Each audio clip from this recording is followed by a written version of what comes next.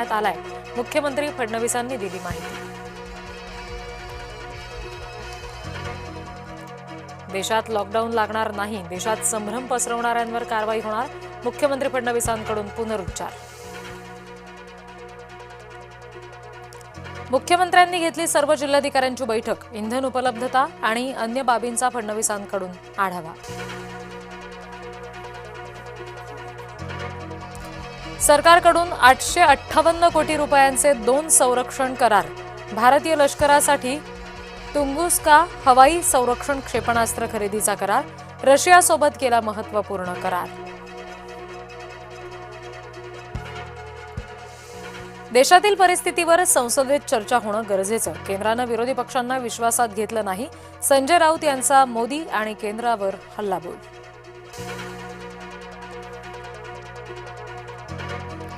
इराणच्या हल्ल्यामध्ये इस्रायलमधील भीषणतेची दृश्य समोर, इमारतींवरील हल्ल्याचा व्हिडिओ समोर, सर्वत्र उद्ध्वस्त झालेल्या भग्न इमारतींचं दृश्य।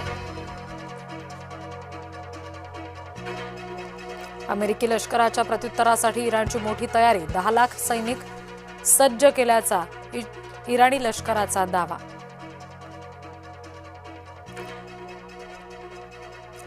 रात्रभर इराणकडून इस्रायलच्या तेल अविववर तीव्र हल्ले, क्लस्टर बॉम्बच्या वर्षावानं तेल अविव हादरलं।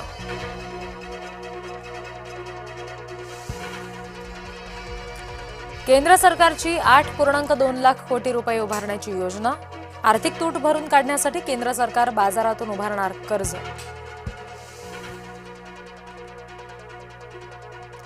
अजित पवार यांच्या विमान अपघाताचा मुद्दा लोकसभेत, खासदार सुप्रिया सुळे यांच्याकडून कालमर्यादित चौकशीची मागणी।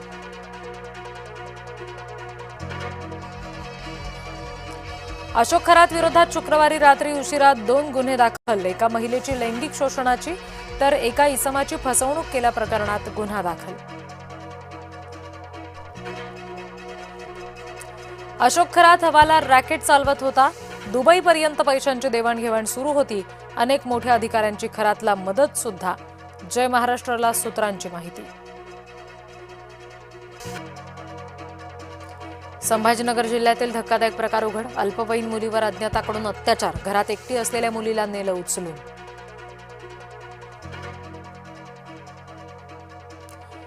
विधान भवनात प्रवेश मिळवण्यासाठी मोठा गैरप्रकार उघड, बनावट प्रवेशिका प्रकरणात 7 जणांवर गुन्हा दाखल, अर्थसंकल्पीय अधिवेशनात केलं होतं 50 बनावट पासचं वाटप। मंत्रिमंडळ फेरबदलाचा निर्णय एकनाथ शिंदे घेतील, मंत्री आशिष जयस्वाल यांचं विधान।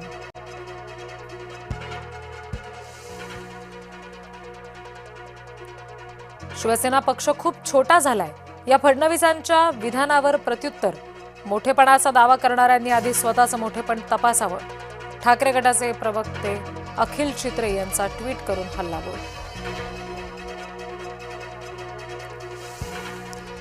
नाशिकमधील बहुचर्चित म्हाडा घोटाळा प्रकरण, गुन्हे दाखल असलेल्या बांधकाम व्यावसायिकांचा अटकपूर्व जामीन अर्ज फेटाळला, नाशिक जिल्हा न्यायालयाचा मोठा निर्णय।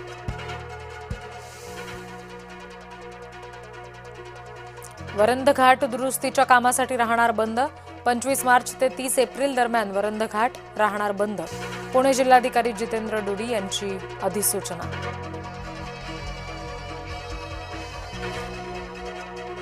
आजपासून क्रिकेट चाहत्यांसाठी पर्वणी, IPL 19चा होणार श्रीगणेशा, पहिल्याच सामन्यात गतविजेत्या बंगळुरू समोर हैदराबादचा आव्हान।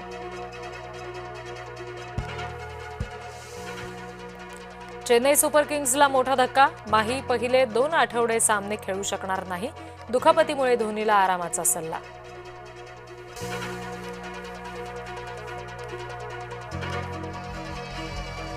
नाशिकच्या प्रसूतीनंतर महिलेचा संशयास्पद मृत्यू, नातेवाईकांचा डॉक्टरांवर हलगर्जीपणाचा आरोप, संबंधितांवर मनुष्यवधाचा गुन्हा दाखल करण्याची मागणी।